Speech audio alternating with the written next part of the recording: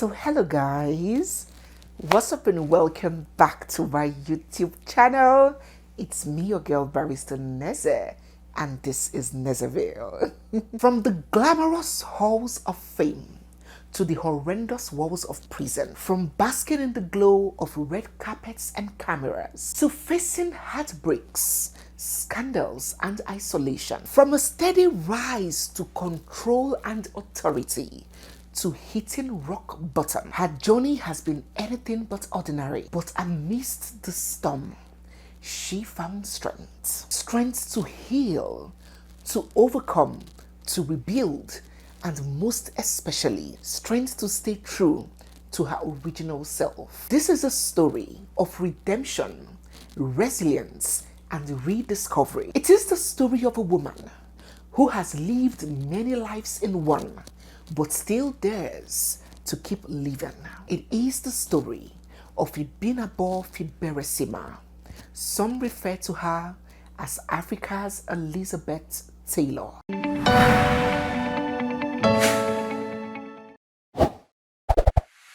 Ibinabo FIBERESIMA is a Nigerian actress, producer, director, ex-beauty queen, and event planner. This Rivers State indigene from Okrika was born on the 13th of January 1971. She was born to a Nigerian dad and an Irish mother. Ibinabo began her early education at the YMCA Play Center there in Port Harcourt, and then she got her secondary education at the Federal Government College in New Busa, Niger State. After secondary school, Ibinabo gained admission to the University of Ibadan, where she bagged the Bachelor's of Arts degree in English and Literature. She then sealed it all up with a master's degree in Audio and Visual Management.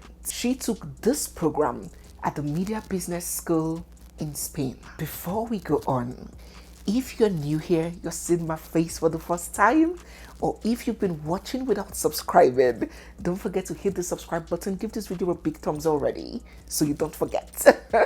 Drop all your comments down in the comment section as we proceed. Do you know Ibinabo FIBERESIMA? Well, there's a lot more you're going to find out. So drop all your comments down in the comment section and stay glued, for we have so much more coming your way. Let us proceed. Ibinabo is a natural beauty, stunning from head to toe. From that radiant, glowing skin to her captivating, graceful smile, she sure exudes an elegant presence and a vibrant charm. So it was no wonder at all when after school, she took to modeling. No, not runway modeling, pageantry. In 1991, when she was about 19 years of age, Ibinabo participated in the prestigious Miss Nigeria beauty pageant, where she emerged first runner-up. She pushed further to Silverbird's Most Beautiful Girl in Nigeria beauty pageant, and she did amazingly well there as well. She emerged second runner-up. And then in 1992, she finally took a crown home when she was crowned winner at the Miss Wonderland beauty pageant. Ibinabo had always loved the arts, singing, dancing, performing, anything arts related. Her fondest childhood memories was when she spent the evening singing and dancing with her Yoruba grandmother. She was in a constant journey, seeking ways to express her artistic tendencies. And then in 1994, she made a debut into Nollywood when she starred in the game-changing action thriller movie Most Wanted. She played the role of Sparkle. That movie ushered Ibinabo into the world of acting. She proceeded to feature in several others, including the historical fiction movie 76, which she played alongside Ramsey Noah,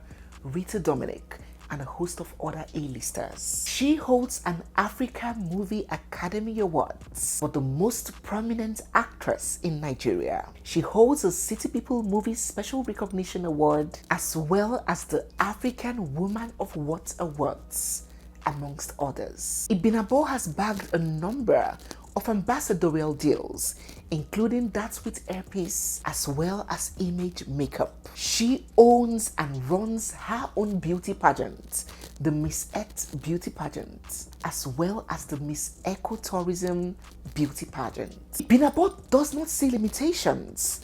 She sees what she wants and she goes for it. And so at some point, she delved into politics. She got appointed by the then President Goodluck Jonathan to serve on the governing board of the National Council of Arts and Culture. Oh, her doggedness knew no bound.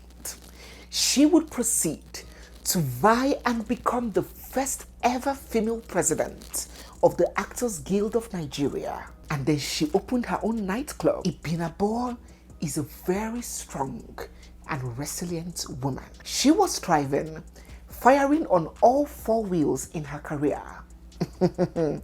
But there came her personal life. Ibinabo was and is a very beautiful, attractive, and successful woman. One would imagine that she would have men tripping over themselves to get her attention, to be in her life. But it seemed like either she was attracting the wrong kind of guys or the right set of guys came but could not stay. Ibinabo, who had never been married, had 2 children at the time, 2 sons, for 2 different men. But she wasn't one to give up on trying. She wanted to experience true love.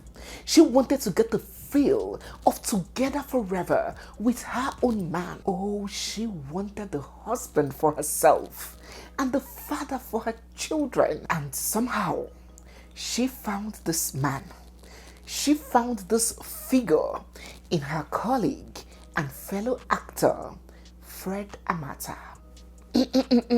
Now the plot thickens. Before the trolling of Mercy Aigbe, when she grabbed Alhaji Kazim Adeoti from his legally wedded wife of 20 years, Funsho.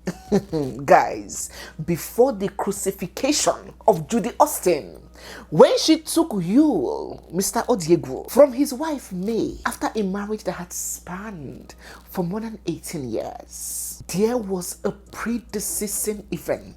A similar scandal that had rocked Nollywood a long time ago. I mean, long before social media. It was the scandal of Ibinabo and Fred Amata's dating story. So you may ask, who is Fred Amata? Fred Amata is a Nollywood actor, producer and director. He was one of the hottest, biggest and most sought after acts back in the day. Fred was happily married to Agatha. Happily, because so we thought.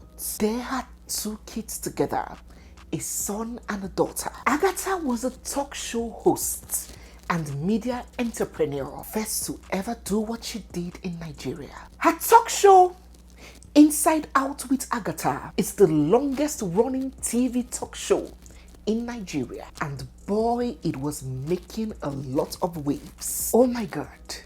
The public fell in love, head over heels in love with Agatha, with her originality, with her boldness, her audaciousness, her wit, and her confidence. So while Fred, her husband, was on the TV screens, doing his thing, acting movies, producing and directing, Agatha was also on TV, hosting her talk shows, bringing ills in the society to light. At that point, that time, when a lot of people were not comfortable to come out and share. The share culture had not been established then. People were told to keep quiet. Women were told to endure abuse. Shut up. Don't wash your dirty linen in public. But Agatha, through Inside Out, was changing the narrative, and boy oh boy, we were so in love with her. She and Fred seemed like the perfect match. The power couple of Nigerian entertainment, the B and Hova. They complemented each other so very well. They were unstoppable. Well, until the news got out in 2005 that Fred and Agatha were getting a divorce. And people were like, how? How is that possible from where to where. Nobody saw that coming.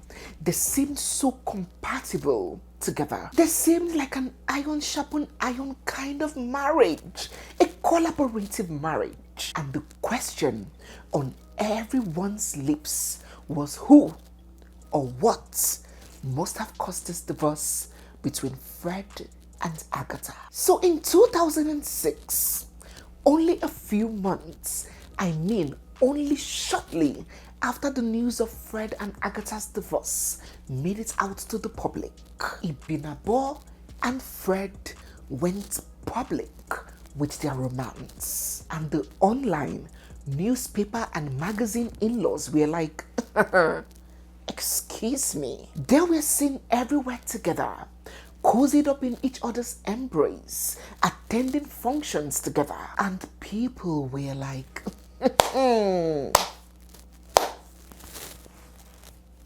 this is it. A lot of people believed that Ibinabo was the reason why Fred and Agatha's marriage crashed. Oh, there was no saying otherwise. I do not have concrete evidence to confirm that Fred and Ibinabo started their romance or their dating while he was still married to Agatha. But it's a very common assumption that people make when a person, whether a man or a woman, goes public or begins to flaunt a new relationship shortly after the previous one ended. People automatically assume that this person has always been in the picture, and then they instinctively begin to blame that person for being the cause of that marriage crash. We've seen it in several cases. It happened in the case of Stella Damasus and her ex-husband, Daniel. Everyone believed, without question, that Stella was responsible for the marriage crisis between Doris and Daniel. Nobody cared to know if she came into the picture after that marriage had crashed. And it wasn't any different in this case with Fred, Ibinabo, and Agatha. So people came for Fred, calling him a fool, a monumental fool, for leaving his young, beautiful, successful wife, whom he shares 2 children with, for a single mother with different children from different men. They felt it wasn't worth it. And as for Ibinabo, oh my God, she was viciously attacked. She was trolled for breaking Agatha's home. In fact, she is even a bit lucky that that era was not the era of social media, the era of Twitter and Instagram trolling. Oh my God, social media was not big then. If not, what is happening to Judy Austin now may have been what would have happened to her. So she was called a husband snatcher, a home wrecker, name it. All the words in the book. These two were constantly under attack. But it seemed as though they had already prepared themselves for what was to come. They didn't flinch. They had developed thick skin. So they continued their love, their romance, and their relationship. In 2007, Ibinabo got pregnant for Fred Amata, and on the 29th of January 2008, they both welcomed their beautiful daughter, whom they named WEMA Zeno Amata. Something more now connected Ibinabo and Fred, a deeper bond. With a child in the picture, Ibinabo a single mother, and Fred a divorced man, marriage seemed like the natural next step for them. Expectations were high, but these expectations were dashed when it hit the news that the relationship between Ibinabo and Fred had hit the rocks and they had parted ways. Oh, it was crazy. The worst side dealing with these kinds of splits is that you are nursing the emotional pain of love gone lost while people trolling you, celebrating the break of that relationship. That was the case for Ibinabo. Not a lot of people felt pity or sympathy for her. They were like, what were you thinking? Were you thinking you were going to build happily ever after on the sweat, the tears, and the pain of another woman? They were like, no, my dear sister, it doesn't work that way. Take pepper, take ogiri, onion. There goes your karma. So that was how Ibinabo became single once again.